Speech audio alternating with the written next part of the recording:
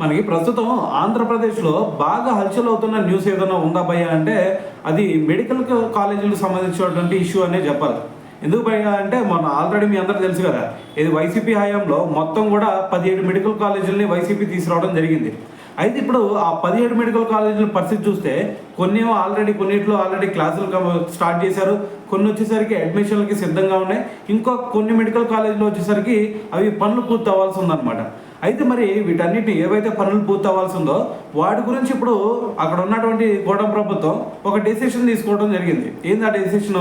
వీటన్నిటిని కూడా పీపీపీ మోడల్లో కంప్లీట్ చేద్దామని చెప్పేసి వాళ్ళు ఒక నిర్ణయం తీసుకున్నారు.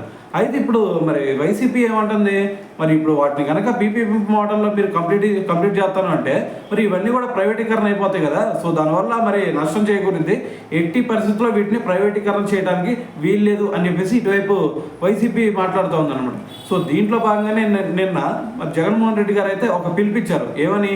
అసలు ఈ ప్రైవేటీకరణ జరగడానికి వీల్లేదు, సో మరి దీనికి అనుగుణంగానే మనం చలో మెడికల్ కాలేజీ పేరుతో రాష్ట్ర వ్యాప్తంగా కూడా ఆందోళన చేపడదామని చెప్పేసి ఒక పిలిపించారనమాట. సో దీంట్లో భాగంగానే ఈరోజు మరి చలో మెడికల్ కాలేజ్ అనే పేరుతో ఈరోజు మొత్తం కూడా నిరసన చేస్తూ ఉన్నారు రాష్ట్ర వ్యాప్తంగా కూడా.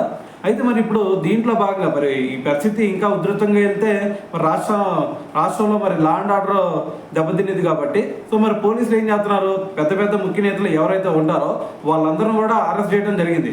సో మరి దాని తర్వాత మరి దాంట్లో పాల్గొన్నటువంటి నాయకులు ఎవరైతే ఉంటారో వాళ్ళందరూ ఒకటే చెప్తున్నారు, ఎట్టి పరిస్థితుల్లో ప్రైవేటీకరణ చేయడానికి వీల్లేదు, ప్రైవేటీకరణ ఆపండి అని చెప్పేసి వాళ్ళైతే నినాదాలు చేస్తా ఉన్నారు అనమాట.